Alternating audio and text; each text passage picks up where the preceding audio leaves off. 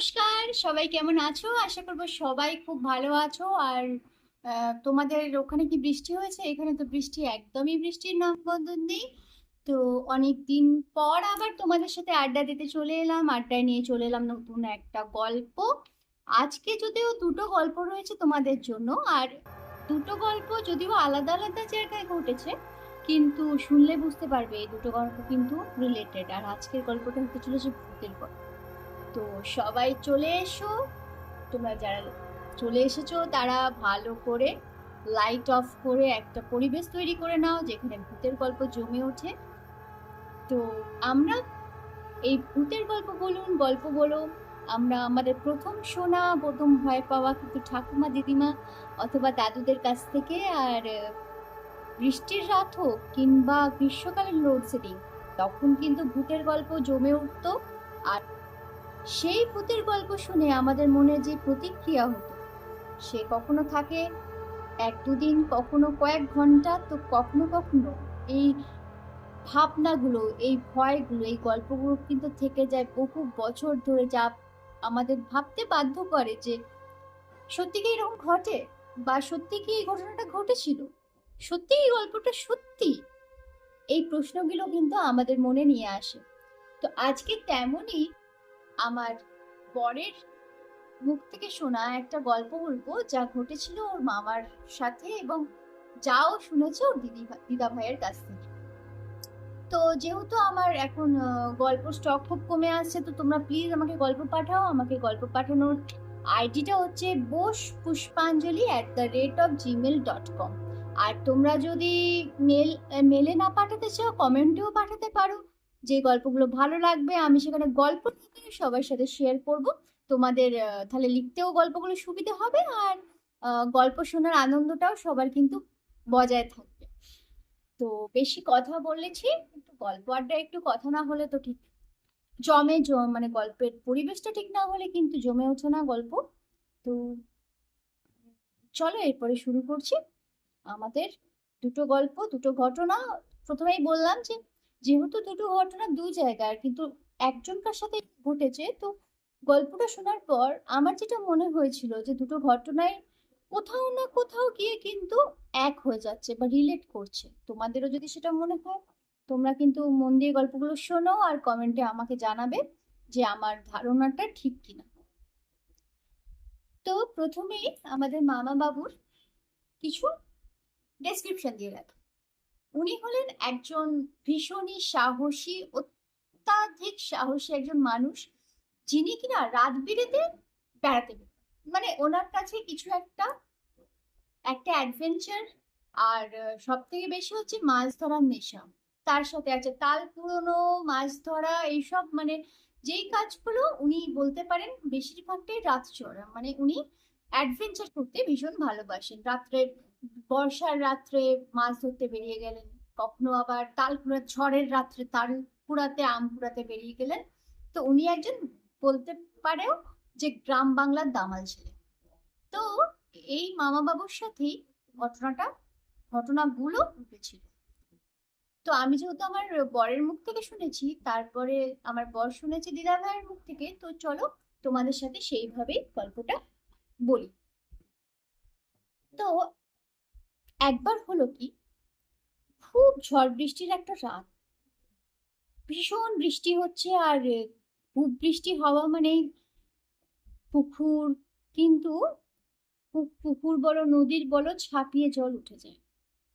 আর সেই জল কিন্তু রাস্তাঘাট পর্যন্ত উঠে যায়, তার সাথে ছোট ছোট গর্ত, খাল, বিল কিন্তু জলে ভরে যায়। আর জলে ভরা মানে কিন্তু তার সাথে সাথে মাছও কিন্তু সে জলের সাথে খাল, বিল, ডোবা, নালায় চলে আসে। তো এমনই এক রাত্রে বৃষ্টি হচ্ছে এক নাগাড়ে। আর তার ফলে চারদিকে জলে থই থই, চারদিকে জল কিন্তু উপচে পড়েছে। আর বৃষ্টিটা যখন একটু ধরে এসছে, তখন মামা বাবুর মনে হয়েছে যে এখন তো চারদিকে প্রচুর জল আর প্রচুর মাছও তার সাথে নিশ্চয়ই উম, রাস্তায় উঠে এসছে, খালবিল ভরে গেছে। তো আজ রাত্রে যদি আমি যেতে পারি অনেক মাছ পাবো। আর আমরা জানি যে যাদের মাছ ধরার নেশা হয় তারা কিন্তু এইসব দিনগুলোকে মানে খুব এনজয় করে। আর তাদের কাছে কিন্তু এই দিনগুলো মানে খুবই বিশেষ হয়, যে রাত্রেবেলা হোক, ভোরবেলা হোক, দুপুরবেলা হোক, তাদের কাছে কিন্তু খুব একটা বেশি এগুলো ম্যাটার করে না, খুব একটা বেশি এগুলো মনে হয় না। তাদের কাছে মাছ ধরাটাই কিন্তু একটা বিশাল বড় ব্যাপার হয়। তো মামা বাবু সেই রাত্রে ভাবলেন যে চলো, চারদিকে তো খাল বিল সব ভরে গেছে, এরপরে আমি যদি আজ রাত্রির মধ্যেই বেরোতে পারি অনেক মাছ পাবো, কারণ সকাল হতে হতে জল নেমে যেতে পারে, তারপরে অন্যরা এসেও কিন্তু মাছ ধরে নিতে পারে। যদি মাছ পেতে হয় তাহলে এই রাত্রেবেলায় আমাকে বেরোতে হবে। তখন দেড়টা দুটোকে সেরকমই মানে বেশ গভীর রাত। উনি উনি একটা চুবড়ি নিয়ে বেরিয়ে পড়লেন মাছের জন্য, মাছ ধরতে। আর সামনে একটা পুকুর ছিল, সেই পুকুরটা সবাই জানে প্রচুর মাছ আছে, মানে মাছ চাষ করা হয় পুকুরে, প্রচুর মাছ। আর সেই পুকুরও ভেসে গেছে, মানে সেই মাছও কিন্তু চারদিকে ছড়িয়ে পড়েছে। তো মামাবাবু গিয়ে সেরকম ভাবে একটা জায়গায় বসে মাছ ধরছে এবং চুবড়িতে রাখছে একটার পর একটা মাছ। এত মাছ যে মানে খুব একটা পরিশ্রমও করতে হচ্ছে না ধরবার জন্য। উনি ধরছেন, চুবড়িতে রাখছেন, ধরছেন, চুবড়িতে রাখছেন।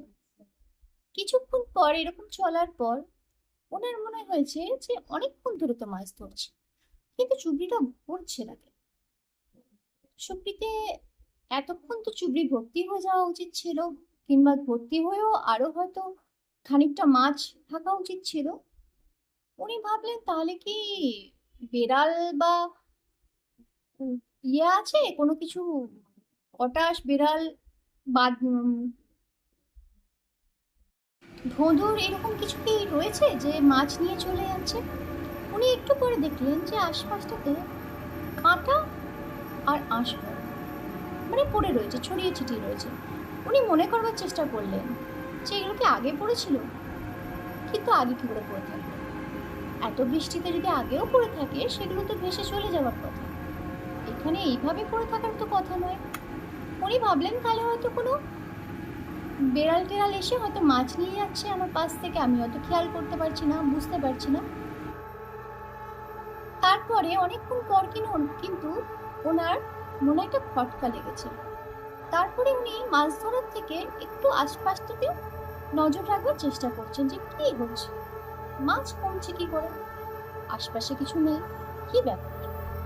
উনি তখন মাছ ধরার থেকে মনটা একটু সরিয়ে যখন উনি দেখবার চেষ্টা করছেন, ওনার মনে হচ্ছে যে গাছ থেকে কোনো কিছু একটা এসে মাছগুলোকে নিয়ে চলে যাচ্ছে।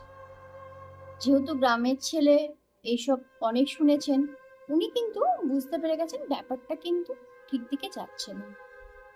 মানে যে মাছটা নিচ্ছে সে বিড়াল তো নয়, অবশ্যই কোনো অপদেবতা, বা বুঝতে পেরেছেন উনি যে ওটা মানুষ নয় বা বেড়ালও নয়।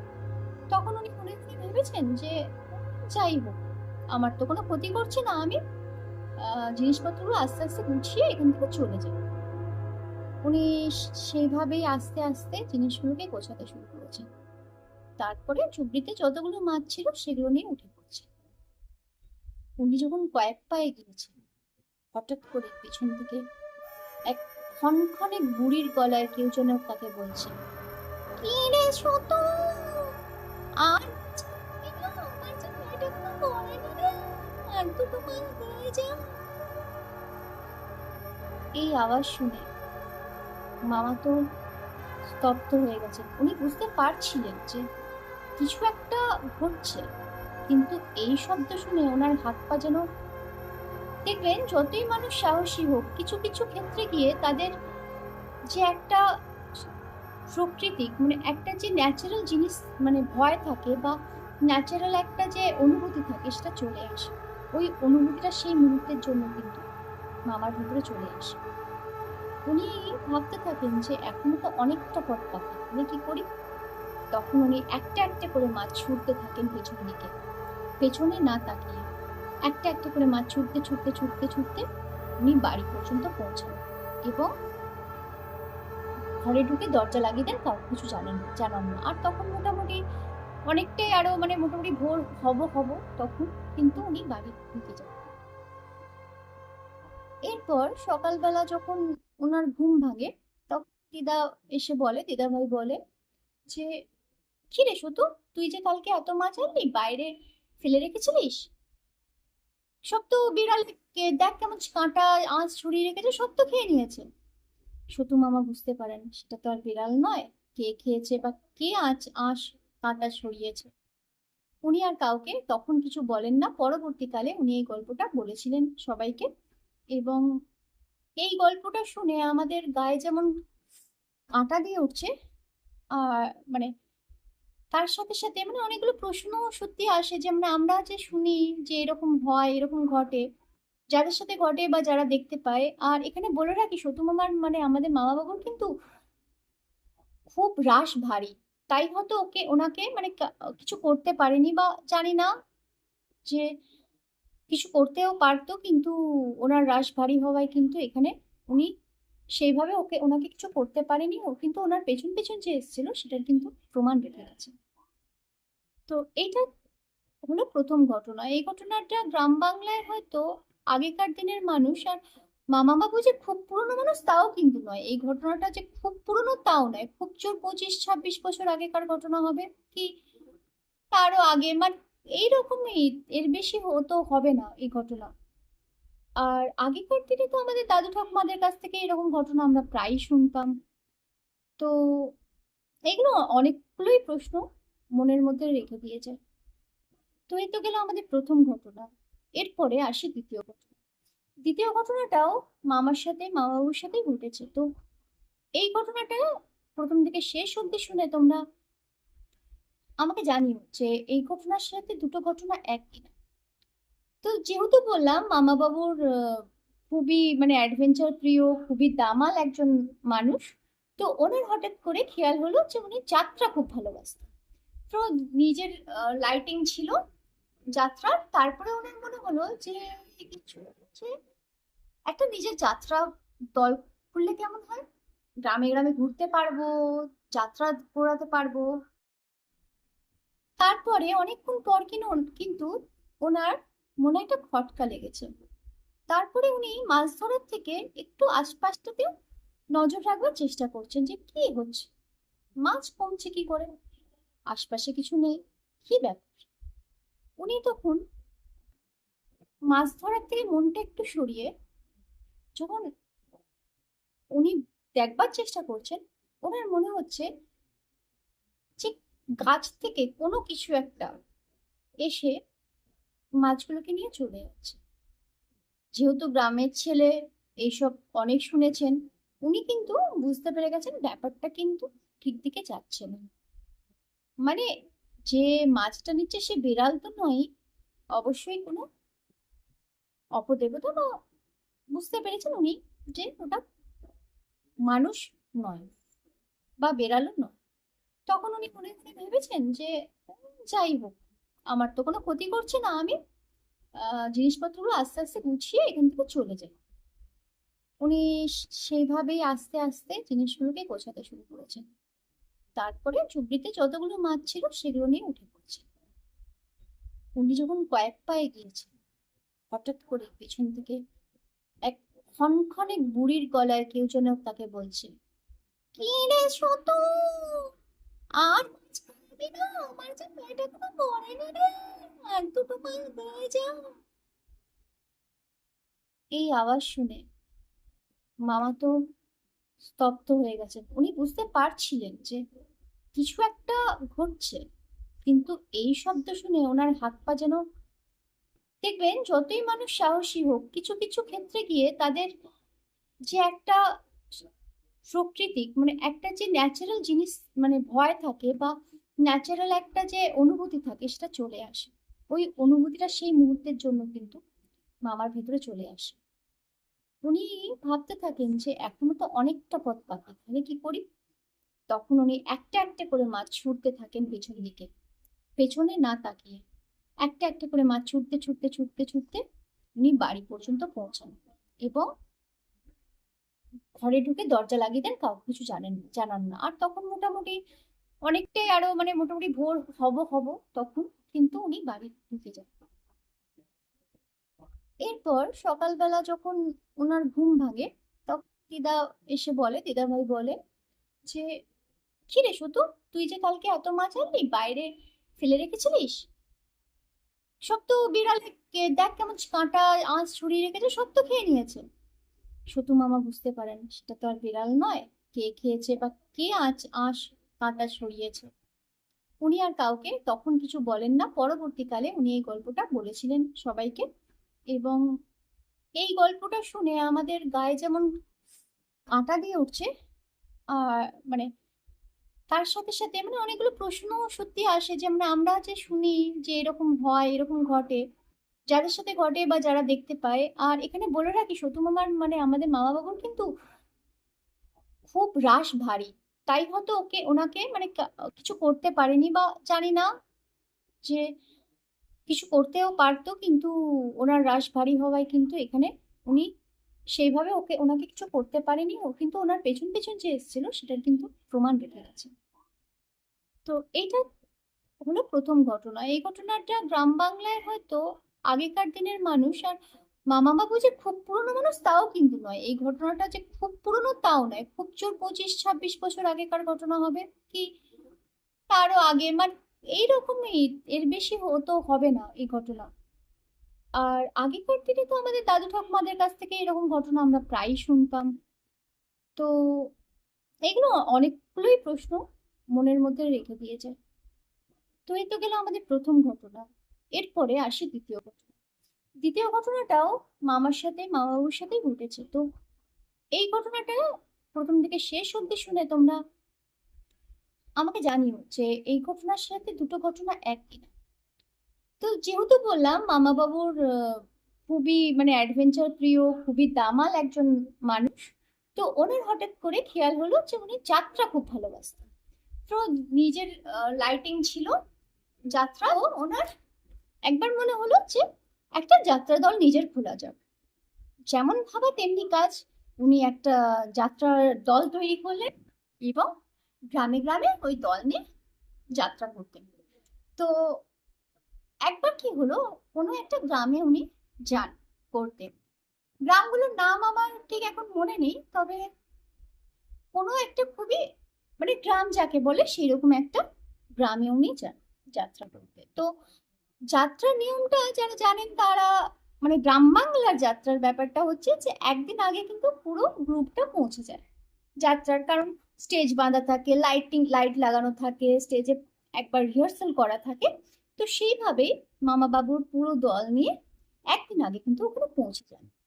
পৌঁছে গিয়ে সমস্ত কিছু তত্ত্বাবধান, এরপরে নিজের যেহেতু যাত্রা দল, তখন সব তত্ত্বাবধান তাকেই করতে হচ্ছে। তো এরকম করতে করতে দুপুর হয়েছে। দুপুরে খাওয়া দাওয়া হয়ে গেছে, এরপরে রাত্রের খাওয়া দাওয়ার জন্য সবাই তৈরি হচ্ছে, মানে আয়োজন করা হচ্ছে। আর বিকেল থেকেই যেহেতু অনেকে আছে, তো এরপরে ওইরকমই যে মানে বাকি কাজও চলছে, রিহার্সালও চলছে, তার সাথে রান্না বান্নাও চলছে, লাইট লাগানোরও চলছে, এরকম কাজ আছে। তো মা বাবাও কিছুক্ষণ এসে রান্নার ওখানে বসেছেন যে, আর বাকিদের বলছে তোরা কাজগুলো দেখ, এখানে রান্নাটা যতটা হয়েছে তারপরে এসে করবি, আমি এখানে বসছি। উনি বসেছেন, তখন আশেপাশে আর কেউ নেই, উনি একা আছেন। তো হঠাৎই একজন বয়স্ক মানুষ ঘোমটা দিয়ে ওনার কাছে এসেছে, মুখ দেখা যাচ্ছে না। তো এসে বলছে, বাবা দুটো মাছ খেতে দিবি? তো ভাজা মাছ রাখা ছিল। তো মামার মনে হচ্ছে হ্যাঁ, বলছে হ্যাঁ ঠিক আছে। এই বয়স্ক মানুষটা বলছে আমি অনেকদিন মাছ খাইনি, আমাকে মাছ দিবি? তখন মামা বাবু ওনাকে দুটো ভাজা মাছ দিয়েছে। ওই দুটো খাওয়ার পর আবার উনি মাছের আবদার করছেন যে আরো দুটো দিবি? তখন মা বাবু বলছে দেখো এতজন আছে, এখন যদি কমে যায়, তবে তুমি বয়স্ক মানুষ। তারপরেও ওনার পেরাপেরিতে মা বাবু আরো দুটো মাছ ওনাকে খেতে দিয়েছে। তারপরে বলছে আর কিন্তু আমি পারবো না দিতে, কারণ আরো অনেকে আছে। তো এই করতে করতে উনি চলে গেছেন। তারপর দেখা যাচ্ছে যে যেমন হয় আর কি, গ্রামের কয়েকজন জুটে গেছে, হাতে হাতে কাজ করছে, লাইটের ইয়ে করছে, মানে সেরকম করে আরো কয়েকজন কিন্তু মামা বাবুদের দলে অ্যাড হয়েছে। এবার তাদেরও খেতে বলতে হবে, তো মামা বাবু বলছে তাহলে গ্রামের থেকে দেখ কার পুকুর আছে, পুকুর থেকে আরো একটা মাছ কিনে আন, কারণ না হলে আমাদের কোলাবে না, কাউকে মাছ দেবো কাউকে ডিম দেবো, এটা তো ঠিক না। তখন সেইভাবে ওরা মাছ জোগাড় করে এনেছে, কিনে এনেছে, দিয়ে কাটা হয়ে গেছে। তখন মা বাবা বলছে ঠিক আছে তোরা রান্নার জোগাড়টা করে নে, এবার তো সন্ধে হতো, হবো হবো রাত্রে তো তাড়াতাড়ি খেয়ে দিয়ে সব শুতে হবে। তো এরপরে আমি আমি গিয়ে মাছগুলো ধুয়ে আছি, সামনেই পুকুর। তো মাছগুলো ধুতে যাওয়ার সময় কি করেছেন, যেমন হয় নাড়ি ভুড়িগুলো একটা জায়গায় ফেলে দিয়েছে। মানে যেমন থাকে সারপুর, মানে যেখানে নোংরা টোংরা ফেলে ওখানে ফেলে দিয়ে মা বাবু মাছ ধুতে চলে গেছে। মাছ ধুয়েছে, এবারে মাছ ধুয়ে যখন উনি ফিরবেন, উঠেছেন পুকুর পাড় থেকে, তখন দেখছি সে আবার সেই বয়স্ক মানুষটা, বুঝতো। তখন উনি আবার বলছেন বাবা আমার তো পেট ভরেনি, আমাকে আরো দুটো মাছ দিবি। তখন মা বলছে না তুমি তো বয়স্ক মানুষ, এত মাছ খাওয়া তো উচিত নয়।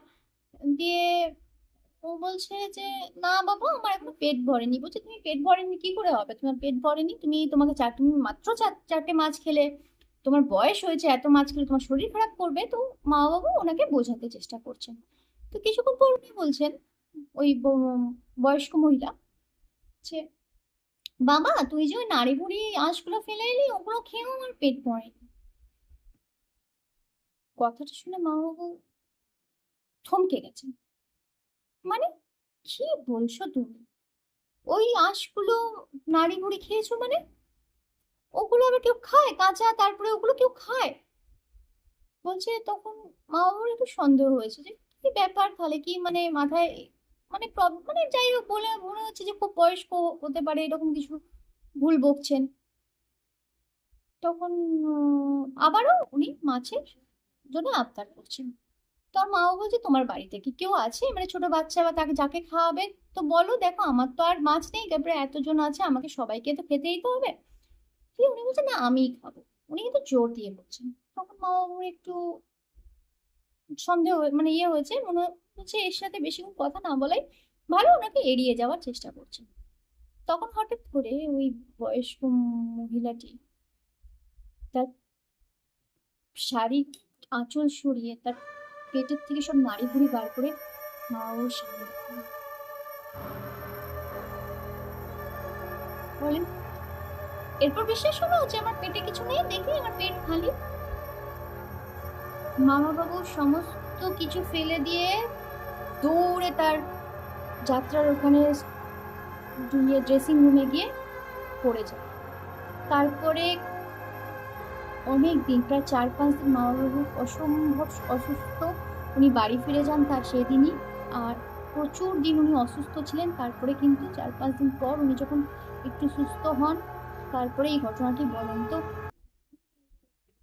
এই গল্পটা শুনে মানে অসুস্থতা মানে সমস্ত কিছু মিলে মানে এইরকম ঘটনা কারো চোখের সামনে হলে, মানে মামা বাবুর বুকের মানে পাটা আর রাশ ভারী ছিল বলেই মনে হয় ওনার কিছু হয়নি। চোখের সামনে এরকম ঘটনা ঘটলে ভাবলেও গায়ে কাঁটা দিচ্ছে। তো আমার যেটা মনে হয়েছে যে এই দুটো দুটো গল্প কোথাও না কোথাও গিয়ে এক হয়ে যাচ্ছে। সেই যে ও মাছ ধরতে যাওয়া, মাছের ওখানে মাছ দেওয়া, আবার এখানে একই রকম ভাবে মাছ চাওয়া।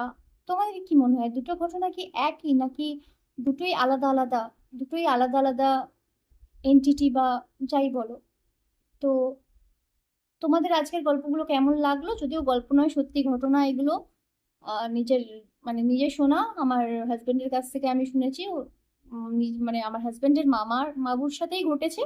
অতএব ভীষণই ভয়ের, গায়ে কাঁটা দেওয়ার ঘটনা, মানে বলতে বলতেও আমার গলা কাঁপছে।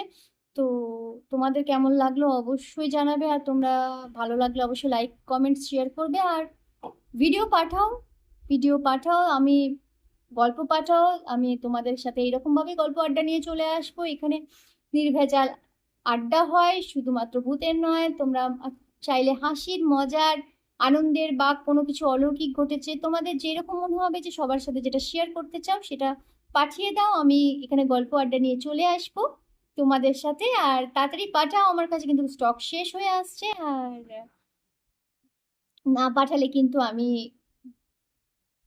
আমিও সার্চ করছি, সবার কাছ থেকে কালেক্ট করছি, কিন্তু তোমরাও পাঠাও, তোমাদের গল্পটা বলতেও কিন্তু আমার খুব ভালো লাগবে। তো আজকে এই পর্যন্তই, আবার দেখা হবে নতুন ভিডিও নিয়ে। সবাই ভালো থাকবে। আজ তবে আসি, টাটা।